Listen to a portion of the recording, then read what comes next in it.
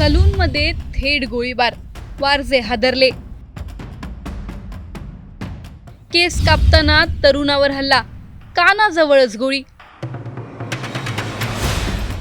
जुन्या वैमनस्याचा रक्तरंजित शेवट. घटनेचा धक्कादायक सीसीटीव्ही व्हायरल. साधारण संध्याकाळ, रोज सारखाच दिवस. कोणी केस कापत होतं तर कोणी आपली टर्न येण्याची वाट पाहत होतं. पण काही क्षणातच शांत सलूनमध्ये गोळीचा आवाज घुमला आणि सगळं काही बदललं.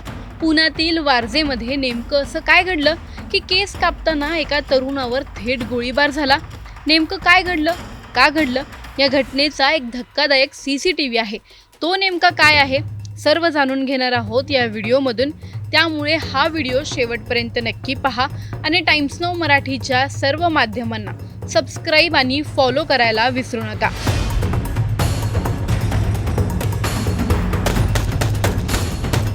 पुण्यातील वारजे परिसर आज एका धक्कादायक घटनेने हादरलं.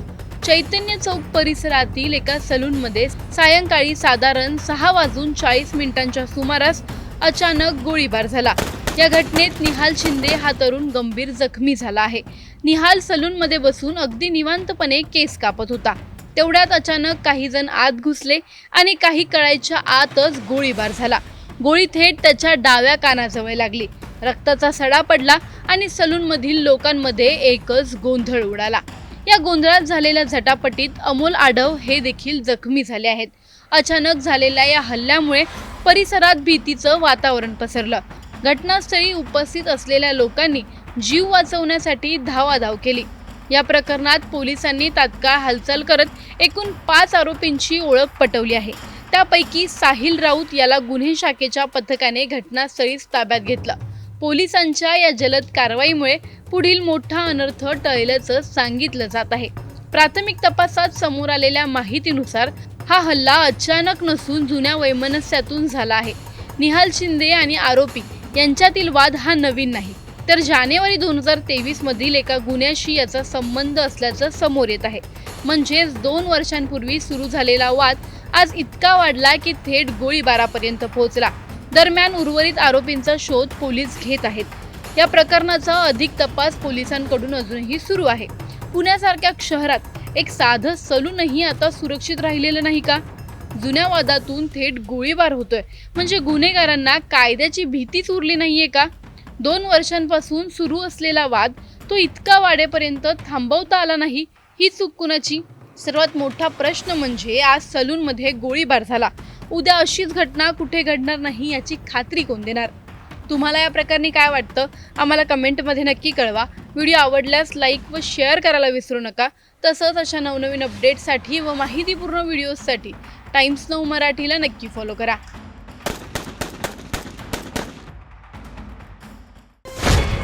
बीडच्या जेलमध्ये मोठा आका कोण? बीड जेलमध्ये गँग्सचा वाढता प्रभाव. कैद्यांच्या ऑडिओ क्लिपमुळे खळबळ. जेलही आमचा, जेलरही आमचा, गंभीर आरोप. बीडचं कारागृह नावाने सुधारगृह, पण आतमध्ये नेमकं चाललंय तरी काय? एक ऑडिओ क्लिप समोर येते, त्यात मारहाणीचे आरोप, धमक्या आणि थेट सिस्टीमवर बोट ठेवणारे दावे. ही फक्त एका कैद्याची कहाणी आहे की संपूर्ण व्यवस्थेचं वास्तव उघड होतंय? बीडच्या जेलमध्ये कोण कोण आहे, किती गँग्स आहेत, कोणत्या कोणत्या गँगमध्ये वैर आहे आणि ऑडिओ क्लिपचं नेमकं प्रकरण काय आहे, सर्व जाणून घेणार आहोत या व्हिडिओमधून. त्यामुळे हा व्हिडिओ शेवटपर्यंत नक्की पहा आणि टाइम्स नाऊ मराठीच्या यूट्यूब, इंस्टाग्राम आणि फेसबुक पेजला फॉलो करायला विसरू नका. बीड जिल्हा मध्यवर्ती कारागृह सध्या पुन्हा एकदा चर्चेत आला आहे आणि कारण आहे एक कथित ऑडिओ क्लिप. या क्लिपमध्ये एक कैदी सांगतोय, माझा हात उखडलाय, मला मारहाण झाली, मला न्याय हवा. हे आरोप साधे नाहीत, कारण तो थेट काही कुख्यात नावांकडे बोट दाखवतो. सुदर्शन घुले, प्रतीक घुले आणि त्यांच्या साथीदारांनी जेलमध्येच मारहाण केल्याचा दावा या कैद्याने कॉल रेकॉर्डिंग मध्ये केला आहे. याहून धक्कादायक म्हणजे जेलही आमचंच आणि जेलरही आमचाच असं म्हणत धमकावलं गेल्याचा आरोपही या क्लिपमध्ये ऐकायला मिळतो. बहुत बोले तो बहुत दादागिरी कर रहे हो, किसको डरा रहे? मेरे को बोला तेरी जेल बदली करेंगे, नहीं तो तू छूटा कभी भी तो तेरे को एमपीडी गुना लगाने लगेंगे। हमारे पुलिस वाले है बाहर, हम पैसे खिलाए तो हमारे तरीका बोलते, ऐसा बोल रहे, पूरे धमक्या खुले धमक्या दे रहे। बीडमधील गुन्हेगारीचा इतिहास पाहिला तर इथे एक दोन नाही तर अनेक गँग सक्रिय असल्याचं समोर येत आहे। वाल्मिक कराड गँग, संतोष देशमुख हत्या प्रकरणानंतर चर्चेत आलेली ही गँग, पण त्याआधीही खंडणी, अपहरण, मारहाण यांसारख्या गुन्ह्यांमध्ये याचं नाव पुढे आलेलं। सुदर्शन घुले, प्रतीक घुले, वाल्मिक कराड हे या गँगचे सदस्य। बबन गित्ते गँग एकेकाळी कराड यांच्या जवळचे पण आता कट्टर प्रतिस्पर्धी, दोन्ही गटांमध्ये वर्चस्वाची लढाई उघडपणे दिसते।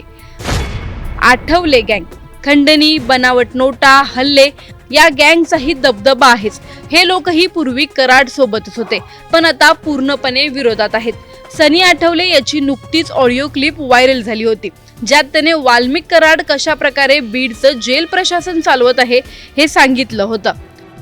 इतर टोळ्यांमध्ये भोसले गँग, काळे गँग, शिंदे गँग असे अनेक टोळ्यांचे सदस्य सध्या याच कारागृहात बंद आहेत।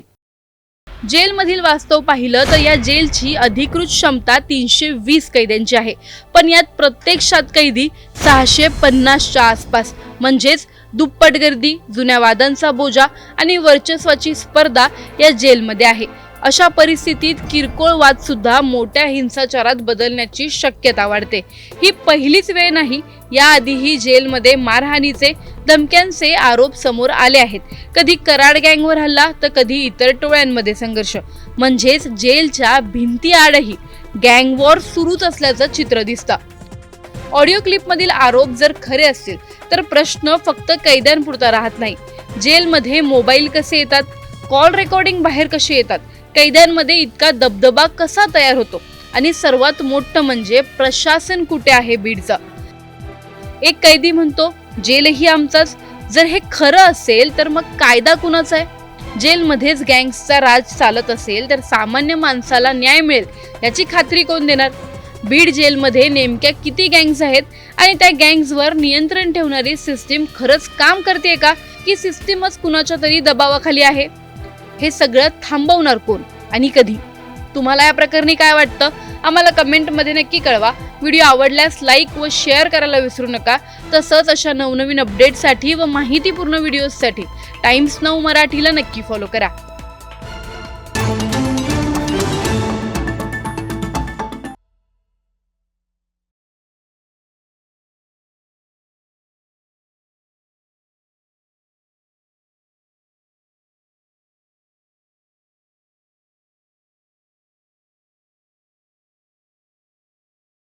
जरांगे पाटीलला गोळ्या घालणार, जरांगे पाटीलला गोळ्या घालणार। बाहेर पडताच जरांगे पाटलांना गोळ्या घाला। जरांगे पाटीलला गोळ्या घालणार पाटील होतं ती गोविंद फड म्हणून नाही। बीडच्या कैद्याची व्हायरल ऑडिओ क्लिप। तुला काय पैसे लागतात मी देतो, काय मदत पाहिजे करतो, पर तेवढं कर काम आमचं काय वाकडं होत नाही। मला संतोष देशमुख करण्याची धमकी। संतोष देशमुख प्रकरण करून टाकीन म्हणले, मला धमक्या दिले। वाल्मिक कराडची गँग जेलमध्ये देखील माजत। जो मारते हो पूरे सीसीटीवी में आए वाले वो, मगर कोई देख रहा नहीं, कुछ नहीं, क्या नहीं। सुदर्शन घुले, प्रतीक घुले यांच्याकडून जेलमध्ये एका कैद्याला जोरदार मारहाण करण्यात आली अशी एक कथित ऑडिओ क्लिप सध्या सोशल मीडियावर व्हायरल होत आहे। ती ऑडिओ क्लिप नेमकी काय आहे? त्या क्लिपमध्ये अनेक धक्कादायक गोष्टी आहेत। मनोज जरांगेंना गोळ्या घालण्यापासून ते तुझा संतोष देशमुख करेन इथपर्यंत अनेक धक्कादायक गोष्टी। या ऑडिओ क्लिपमध्ये आणखी कोणाकोणाची नावं आहेत? ही ऑडिओ क्लिप संपूर्ण 16 मिनिटांची आहे आणि तितकीच हादरवून टाकणारी देखील।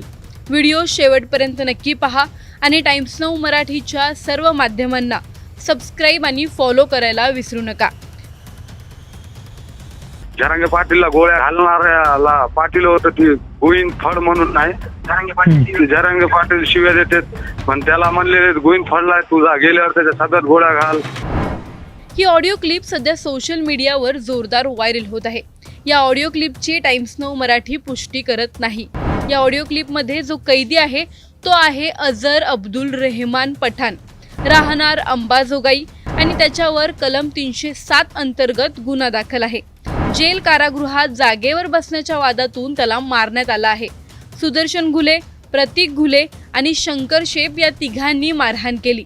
ही मारहाण जेलमध्ये बॅरिकेडमध्ये बसण्याच्या जागेवरून झालेल्या वादातून झाल्याची प्राथमिक माहिती आहे. या घटनेनंतर एक कथित ऑडिओ क्लिप समोर आली, ज्यामध्ये स्वतःला पीडित सांगणारा कैदी आपल्यावर झालेल्या मारहाणीबद्दल माहिती देताना ऐकू येतो. या ऑडिओमध्ये काही धक्कादायक दावे करण्यात आले आहेत.